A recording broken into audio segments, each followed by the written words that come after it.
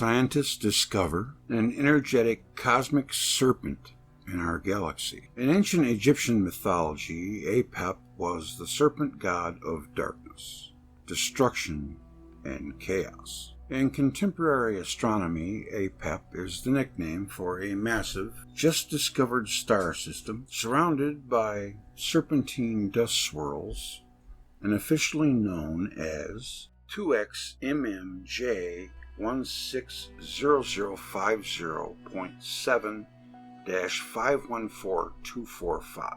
They just have a way with names. It is believed to be the only such star system of its kind in our galaxy, and it's destined for destruction. We never expected to find such a system in our own backyard. Joseph Kellingham of the Netherlands Institute for Radio Astronomy said in a statement, Kellingham is the author of the study unveiling this discovery published today, November 19th, in Nature Astronomy. Like its namesake, the mythological god of yore, Y-O-R-E, who was blamed for solar eclipses and said to battle the sun god Ra every night. I thought that was Set. The cosmic serpent Apep is a sign of a very powerful force. Scientists believe that the star system is made up of a binary star system and a single star, which are rotating around each other, held together by electricity. The rotating stars in this system are called Wolf-reyet stars. They are dying very slowly and will likely end their lives with a gamma-ray burst, one of the most energetic, explosive forces in the universe. Long-duration gamma-ray bursts.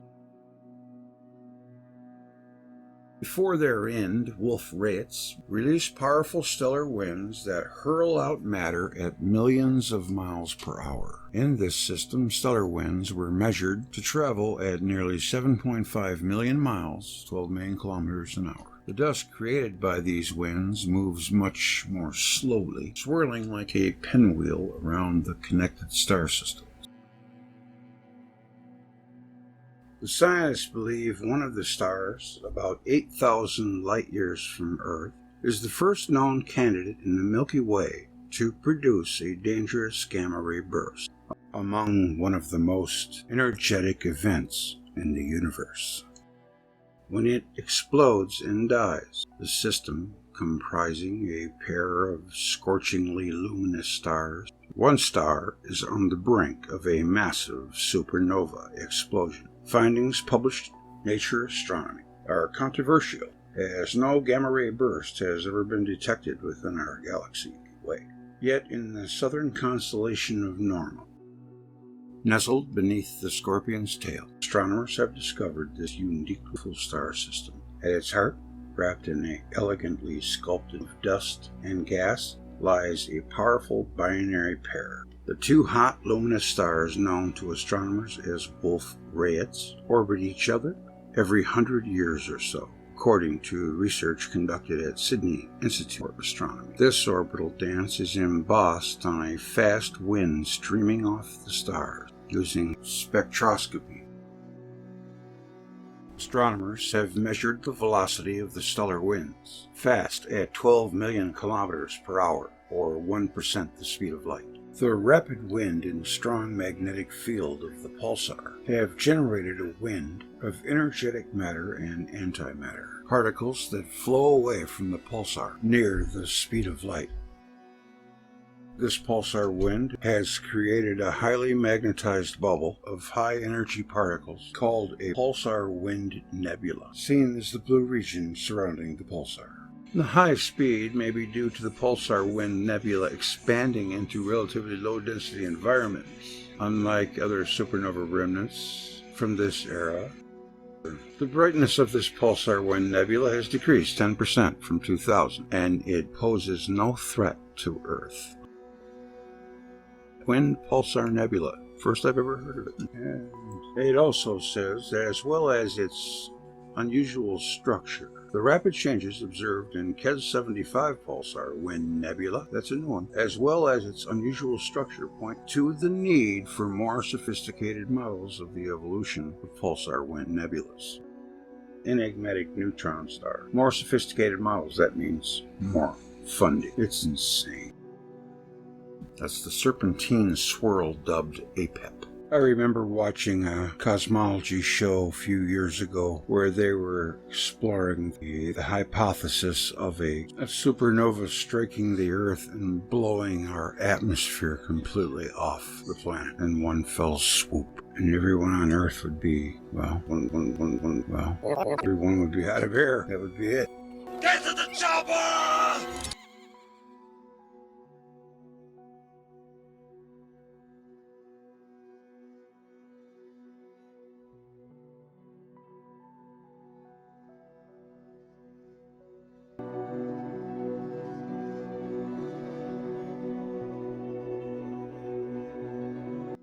What does the electric universe have to say about Wolf-reyet stars?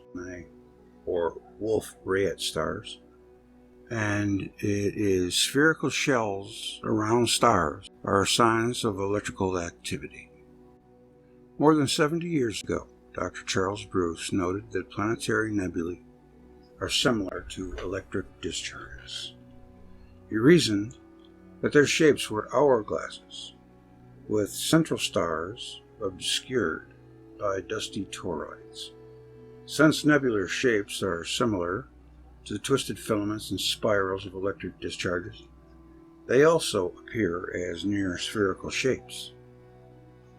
A recent press release states that a bubble-like structure is wrapped around Wolf-reyet star SH2-308, or Easy Canis Majoris, in the constellation Canis Major. As the announcement says, ongoing radiation from the star pushes the bubble out further and farther, blowing it bigger and bigger, some 60 light-years apart. Electric discharges in plasma form double layers along their current axis. Positive charges build up on one side of the cloud, negative charges on the other.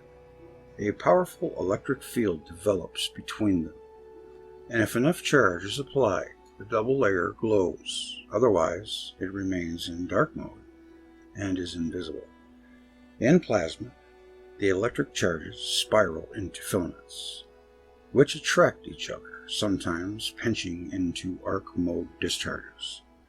As written many times, double layers can be pumped with energy from galactic Birkeland currents. Increased flux density draws matter from surrounding space into filaments, igniting nebular gases electrically.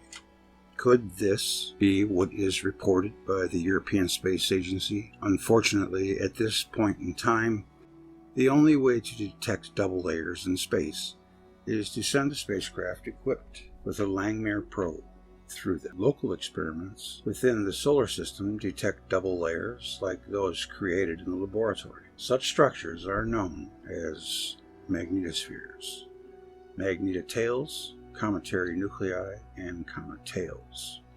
In 1981, Nobel laureate Hans L. Fane wrote, "It is unpleasant to base far-fetched conclusions on the existence of a structure which we cannot detect directly. But the alternative is to draw far-reaching conclusions from the assumption that in distant regions the plasmas have properties which are drastically different from what they are in our own neighborhood.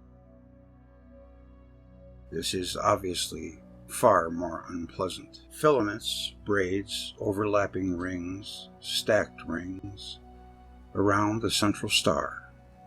Hourglass shapes and coherent tubes of filaments are visible around SH2-308, and I'd probably say around Apep too. In an electric universe, it is not hot gas that flows through space. It is plasma. The physics of electricity apply, not the physics of wind. Inside the shells of planetary nebulae are more and more plasma sheaths that act like capacitors, alternately storing and releasing electric energy. Electric currents ebbs and flows inside and outside sheaths within the shells.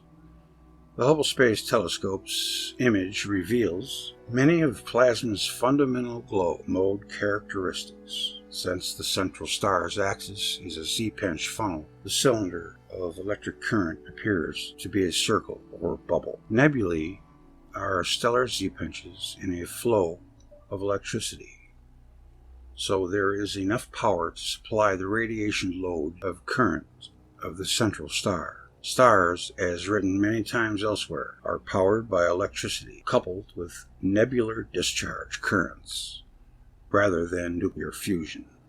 Since nebular currents cannot exist beyond their optical glows, they must be part of completed circuits that wind through the Milky Way. Stephen Smith.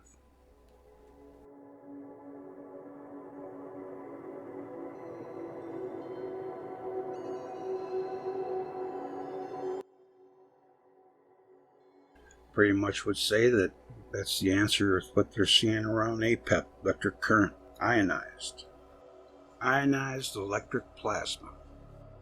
The important point to take away here is that there is no dust and gas blowing around in space where there's a wind. They don't even support there being a wind, seeing as how they say it's a vacuum, so they contradict themselves.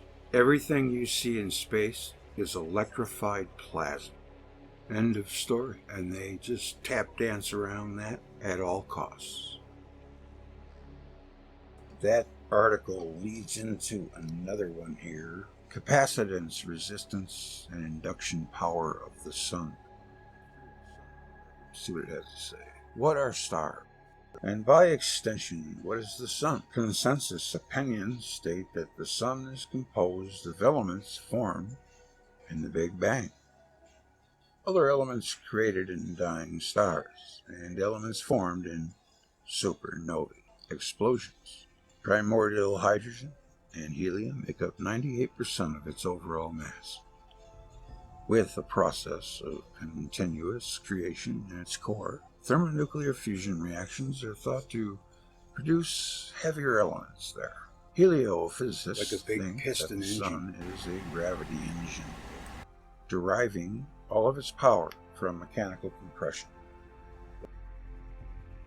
It is called thermonuclear fusion because dust clouds collapse. Energies thought to occur when gas and dust clouds collapse, forcing hydrogen atoms together in a gravitational vice. The result is supposed to be the formation of helium atoms and the release of energetic particles that can take 1 million years to travel outward from the solar core. Acoustical wave guides then carry hot gas from inside the sun on a conveyor system that depends on convection and shock waves. The fact that kinetic energy dominates astronomical theories is illustrated by a recent press release from the National Astronomical Observatory of Japan. The Hinode spacecraft, in orbit around the sun, observed the strongest magnetic field ever directly measured on the surface of the sun. However, the bias toward mechanical action is obvious when they announce that the field is due to gas outflow from one sunspot pushing against another sunspot.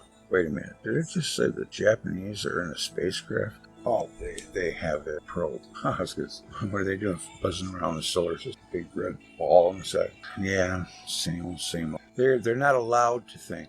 They've got to know better. I mean, a lot of them probably, but they just play the game, but they don't get paid. Consensus schools of thought do not accept electric universe theory, viewing the sun as an anode, or positively charged terminal with an electric double layer isolating it from charged particles traveling through the galaxy. Suggests that the sun experiences charge-discharge phenomena inside its heliosphere. Therefore, it is the sun's capacitive, resistive, and inductive aspects that drive its activity.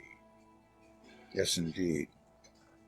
Did you know that when you get an X-ray, that inside that X-ray machine is nothing more than an anode and a cathode? It's electrically driven, just like nuclear explosions. They short out the electrostatic field of the Earth. An electric sun means that electric discharges penetrate its photosphere, allowing electric charge to flow into its depths. It is electromagnetic flux tubes rather than acoustical waveguides that expose the sun's cooler interior. Those flux tubes connect the sun's electromagnetic environment with other nearby charged bodies, planets, moons, comets, etc.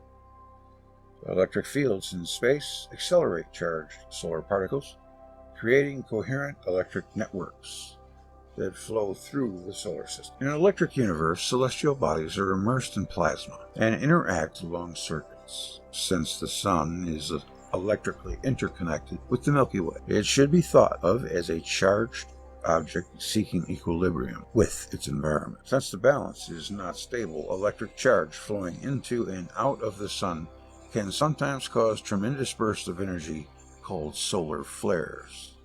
A positive space charge sheath exists with respect to the interstellar medium, ISM, so sunspots and flares result from variations in electrical conditions. The sun appears to experience cyclic influences that point to an association with a fluctuating galactic circuit. The extent of that circuit is unknown, but probably involves thousands of cubic light years. The electricity moving through transmission lines is also not known. But consensus astronomers are constantly amazed by the power output from solar flares. Solar flares are most likely cosmic lightning bursts discharging vast quantities of matter at near relativistic speeds out into space. As mentioned, the circuit connecting the sun with the Milky Way probably extends for thousands, if not hundreds of thousands of light years, giving some indication that the electrical energy feeding the solar anode must be substantial. The Electric Universe advocate Wal Thornhill wrote, "While enormous time and resources have been poured into the effort to understand stars based on a single outdated idea, those familiar with plasma discharge phenomena have been paying close attention to the observed phenomena on the sun and finding simple electrical explanation. After 100 years of neglect, an electrical model of stars is just beginning to emerge." Stephen Smith, with a hat tip to William Thompson.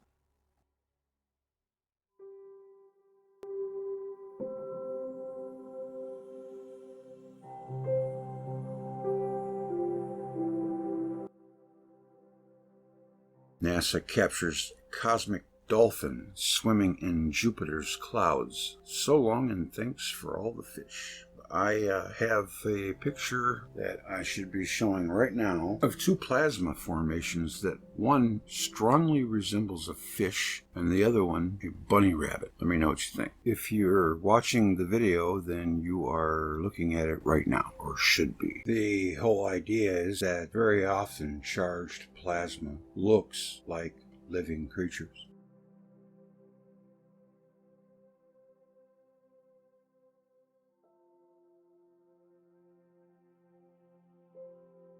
The latest image of Jupiter, taken by the NASA ESA Hubble Space Telescope on 25 August 2020, was captured when the planet was 653 million kilometers from Earth. Hubble's sharp view is giving researchers an updated weather report on the monster planet's turbulent atmosphere, including a remarkable new storm brewing and a cousin of the Great Red Spot changing color again. The new image also features Jupiter's icy moon Europa, but no dolphins. It is a beautiful planet.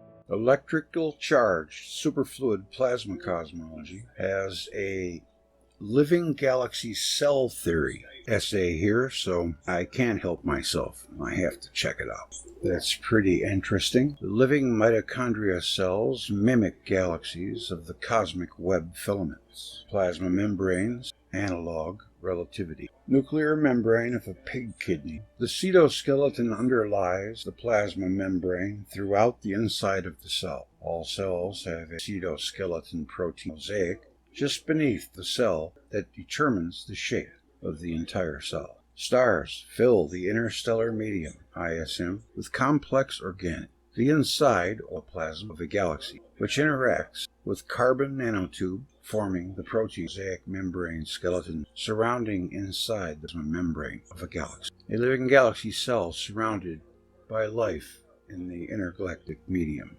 The cytoskeleton is shaped like a galaxy at different views. Very interesting. I've always wondered, the inside of a person is much like the universe. Plasma red blood cell hologram analogy of a living cell galaxy. The ancient Egyptians also equated the universe with the human body.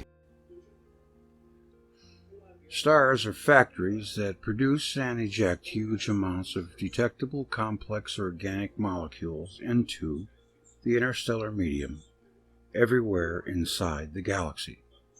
Amino acids self-assemble into proteins and DNA inside carbon nanotubes. In outer space, life might exist in outer space. Conditions showed Johnson organic nanotubes self-assemble into functional, cellular, macroscopic membranes. 3D and 4D life might exist in outer space at quantum and cosmic scales, still unknown and undetected. Many times in my muses of nebula, I am so attracted to the nebulas that look like works of art with actual beings, humanoid type. And what I always wondered and mused about is the nebula that we're looking at a mirror into a grander universe, our microcosm world. It's amazing, it really is. And I would, if I had to bet, I would say that we're definitely linked all the way up and all the way down into this magic universe. Life might, that's interesting that he says that. Plasma blobs form a two-layer plasma membrane with an inner nucleus of gas atoms. Complex self-organizing plasma structures exhibit all necessary properties to qualify as living inorganic matter. Complex plasmas easily form naturally in galaxy, in outer space conditions, into helical organic structures. Complex plasma mimics the functions of a living cell. A galaxy is 99.9% plasma. NASA Space Center scientist Dennis Gallagher states that 99.9% of the universe is plasma. Complex plasmas behave like a liquid in very small amounts. Just a few thousand of micron-sized particles that fractally scales to nanometer water size. Star clusters are organized by ISM, interstellar medium, organics, having polarity-driven electromagnetic interactions with incredibly dynamic common single-atom thick carbon nanotubes, buckyballs, graphenes, coupling of the nanoscale to the macroscopic proteins. Did you read the thing on the carbon stars that I had at the end of the sun video? Pause it and read it. It's very interesting along the same lines. Dynamically transforming proteins like actin assembles from only 10 amino acids supplied by common stellar ejections into the ISM, which would self-assemble actin under interstellar space conditions. Actin microtubules are 7 nanometers in diameter and naturally forms double helix structures. The cytoskeleton protein mosaic is mostly actin that shapes entire cells, galaxies, and the entire cellular cosmic web. Individual star clusters inside galaxies look exactly like the locations of single individual molecules that comprise actin filaments everywhere throughout a living cell. Star cluster NGC 3603 is only 20,000 light-years away. Detectable 10-year changes in star locations defy gravity theories, showing all stars move nearly the same speed.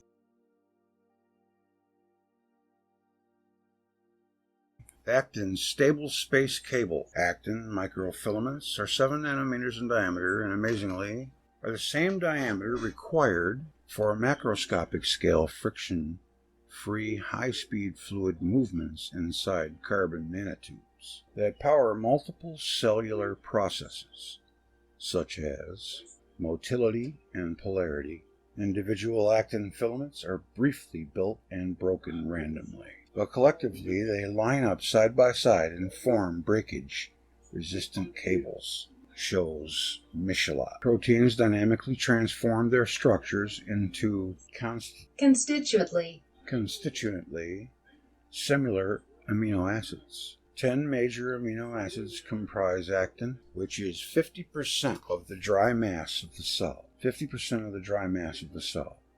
Actin is nearly the same in all species, and is the thinnest, most common, strongest, stablest, most tensile, flexible filament in all known life forms. Microfilaments, mostly actin, are everywhere in the cell, as solid rods made of globular proteins of actin nanotubes. Abundant, complex organic molecules in the interstellar medium would comprise a space metamaterial fabric composed of a transparent cytoplasmic gel connecting entirely the inside of a galaxy, except the nucleus. These same living processes that occur inside cells by the dimensionality of carbon manifest and organize macroscopic cosmological phenomena, such as bifractal scaling, magnetic reconnection. Oh, okay. These guys, they must be a little bit different than the Thunderbolts folks, because they don't magnetic reconnection. Don Scott does not like that. Carbon nanotubes enter the cell nucleus of cells naturally without harmful effects. The cell nucleus undergoes division and polarity. Arises when electricity flows through carbon nanotubes. This would cause the nucleus to spin like a black hole of a living galaxy cell. This might be some new folks on the scene. I have not seen any of this stuff before. It looks really good. It's going to be interesting reading a lot of it. The title grabbed my attention. I thought I'd bring it to you. Lots of new stuff coming our way from the electric universe. The next decade is going to be very interesting indeed. The more data that pours in, the harder it's going to be to plug those holes.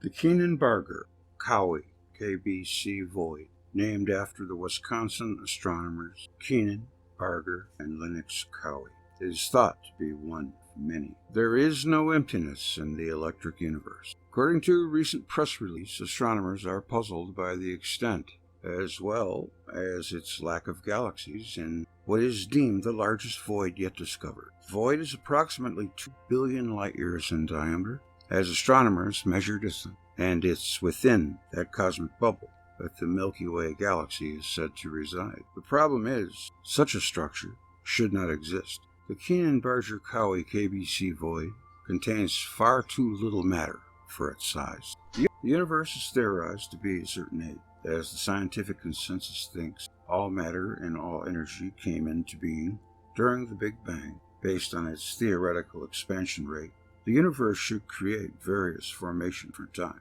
The problem with the empty regions, like the KBC, is that gravity has not had enough time to pull matter into bounded bubbles with empty centers. About 15 years ago, astronomers discovered that remote galaxies seem to indicate the universe is expanding faster today than it did in the past. Such anomalous redshift observations threaten Big Bang cosmology. So the existence of negative pressure on gravitational fields was proposed. Negative gravity ideas flew in the face of most theories. So the accelerated expansion was later amended to dark energy. Because it cannot be detected with any instrument, only inferred.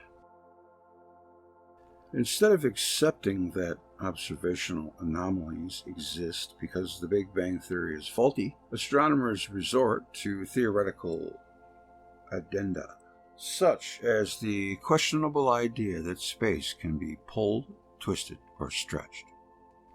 In a previous picture of the day, astrophysicists from the University of California were quoted as saying, "The universe is made mostly of dark matter and dark energy, and we don't know what either of them is." From the perspective of electric universe theory, it is electricity that drives galaxies and their associated stars. Laboratory experiments confirmed that Birkeland current filaments form structures that resemble spiral galaxies. Birkeland currents have a longer range attractive force than gravity by several orders of magnitude, diminishing with the square root of the distance from their current axis. That powerful electromagnetic attraction could also account for the movement of stars near the Milky Way's core, as well as the acceleration of galaxies in deep space. Birkeland currents are the strongest long-range attractors in the universe.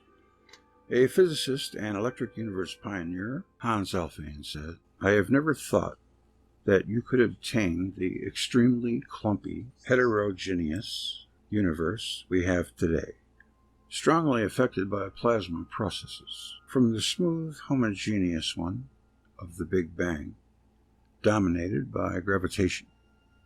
From A.L. Peratt, Dean of the Plasma Dissidents, Washington Times, Supplement The World in an Eye, May 1988.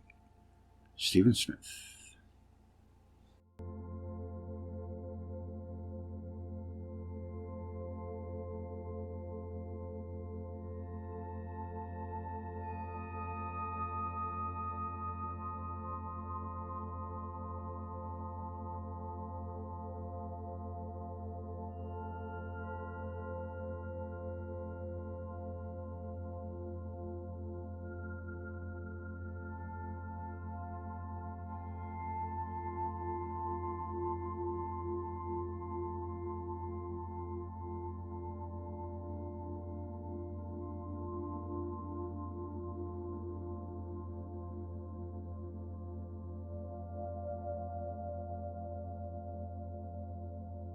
Close encounters of the starry kind. Red dwarf passed within 0.8 light years of our solar system. Now that's getting pretty close to what we're talking about. Shoal's star was discovered in 2014 but appeared to have an odd motion. Astronomers traced its path through the sky and found it was moving away. They found it came closer than any known star 70,000 years ago. It passed so close that it passed through the outer Oort cloud, which is a theory of comets. Our current nearest star is Proxima Centauri, around 4.2 light years away. It's another red dwarf. The Shoal star came 5 times closer, but is now 20 light years away. Our solar system had a close encounter with another star 70,000 years ago, research has revealed. So we're not that far off after all. The recently discovered star passed just 0.8 light years away. They're not really given much else on it. Astronomers discovered the star's flyby by tracing its movement through the sky and found it would have passed within the outer Oort cloud of comets. Dr. Eric Mamajek, an astronomer at the University of Rochester who led the study, said that it is unlikely the star would have caused much disturbance to the scattered icy comets that orbit the outermost reaches of the solar system. However, he said it raised the possibility that other close encounters with stars in the future could have far greater impact. He said, using that, I like the way they use the word impact. They want to make you think of it crashing into us. He said, using the best available astrometry, our simulations suggest the probability that the star penetrated the outer Oort cloud is 98%. While the flyby of this system likely caused negligible impact on the flux of long-period comets, the recent discovery of this binary highlights the dynamically important Oort cloud perturbers may be lurking among nearby stars. Schultz star was first discovered in 2014 by Rafe Dieter Schultz. Of course, I know nothing. I see nothing. But unlike other stars around it, it appeared to have an unusual motion in the sky. A team of scientists from the U.S., Europe, Chile, and South Africa used observations of its motion to trace back its trajectory. They found that the star is moving away from the Earth at great speed and came alarmingly close 70,000 years ago. They calculated that the star, which also has the catchy name WISE J 072003.20084651.2, passed 5 trillion miles away from our sun, 0.8 light years away. So that'd be a load of dust 0.8 miles from the sun. I don't think it would have much of an effect. But seeing that they're saying that it can get that close, it's not far off from one entering the sun's heliosphere. This close, it would have been impossible to see the star from Earth with the naked eye. It was far too dim. Scientists believe it is an active red dwarf that is about 8% the mass of our own sun. It is part of a binary system and is accompanied by a brown dwarf, a failed star that was too small to spark life, even when at its closest to Earth. Schultz star should have been 50 times fainter than what can be normally seen with the naked eye. Instead, the star would have been visible with a telescope, technology far beyond our ancestors 70,000 years ago. Says them. However, the star may have occasionally flared and become brighter for a few minutes. For any of our ancestors who glanced upwards during such a flare, they would have seen it in an area around the Big Dipper. Astronomers who work published in the Journal of Astrophysics Journal Letters calculated that Schultz star's path would have taken it through the outer areas of the Oort cloud. And they have a little diagram of the hypothesized Oort cloud. This is where they believe long-period comets come from, and short-period comets come from the Kuiper belt. This is what they say, mainstream.